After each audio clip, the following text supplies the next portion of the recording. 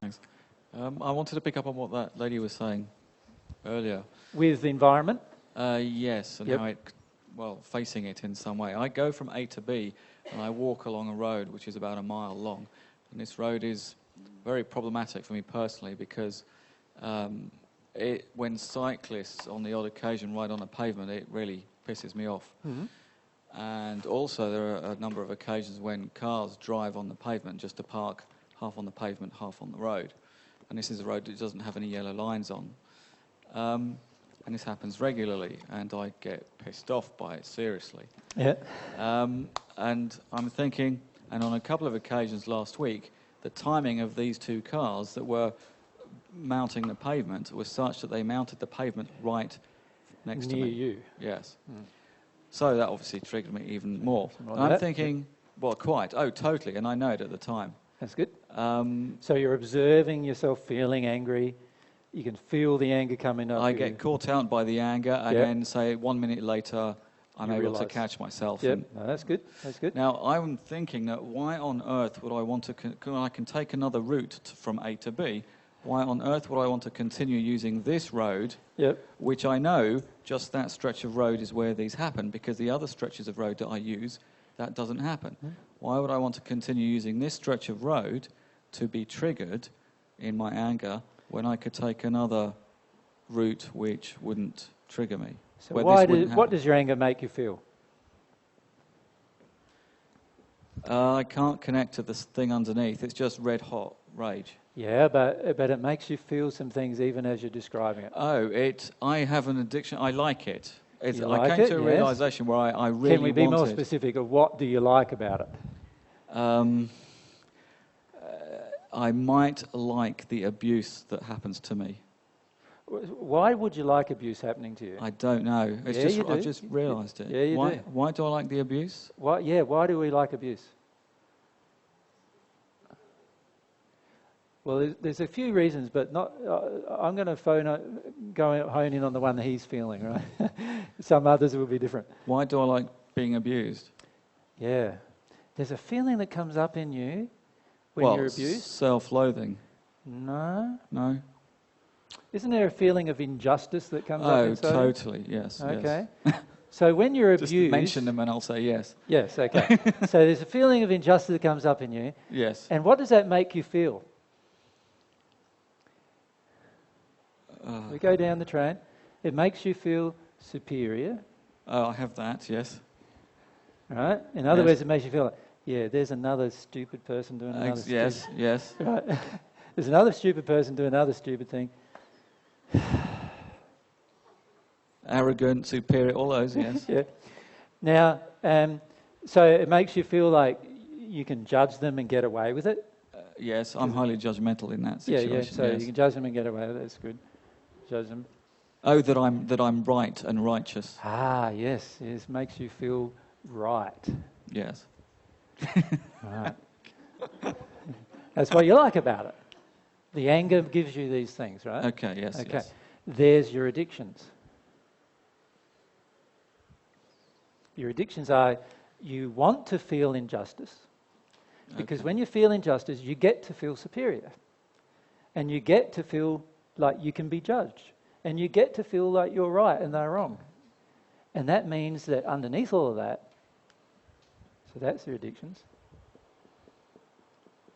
It means underneath all of that is your fears that you're not superior. In fact, you're inferior. And that you're judged constantly by others and that you're often wrong. And you don't want to feel those things. I don't want to feel that I'm wrong or judged by Well, those are others. the things you fear. Otherwise, you wouldn't create those addictions. So you ask the question, why do I walk down that road? It's because you get to feel all of those things when you walk down that road. Exactly. And That now I when you want walk to down the choose- other road, you don't get to feel. Yes.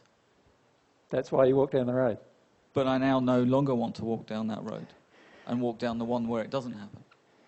Well, I Because suggest... then I feel I'm treating myself with such disrespect for continuing to go through these feelings in walking down this particular road. Why would I want to be so disrespectful towards myself? Because you want those feelings. But now why do I want to feel when I have the choice to consciously choose another route?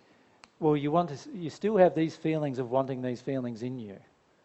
And until you actually feel all the reasons why, you're still going to be Okay. drawn to walking down the road that allows you to feel all those feelings. Does that make sense? It does. Yeah. So basically, if I'm going to face those, I'm going to have to continue walking down that particular road. Well, walk down the road, and instead of feeling the anger of it, feel the injustice and go, what's in my childhood is really being... I can't get past the anger. I can't feel the stuff that's underneath it. That's my Yeah, problem. so when we can't get past the anger, it's because our anger feeds our addictions. If we're not getting past anger, it's not real anger. It's addictions that are not being met. So, in other words, when you walk down that road, you get to feel right. You get to be judged. You get to feel superior, right? You get those things up. So, of course, you're going to walk down the road, right? Until you realise that these are all addictions covering over deeper emotions where you don't feel superior, and that you need to feel the pain of that. And you don't feel like you're right a lot of the times. A lot of times you feel wrong. In fact, in your childhood, if you think about your childhood, you were made to feel wrong many times, even when you were right. Right?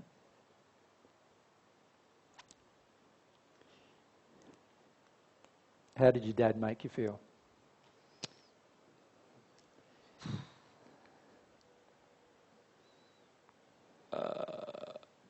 It's like he killed me, basically, How? because he was and is totally incapable of expressing emotion. He did and continues to fly into rages on a hair trigger, basically. He never and still doesn't outwardly show his love towards me. I agree. In fact, for the last couple of years, I'm the one that's, through what I've gone through, who's been able to move towards him to start hugging him and things like that. But it's been complete. I mean, it's like a walking brain. He's a walking brain with no connection. And so the rage that came through and the emotional disconnection and the lack of any kind of demonstrative love, not physically, but, vibe-wise. Emotionally, yeah. Yep. And he's always felt superior to you. He's always right, you're always wrong. Okay.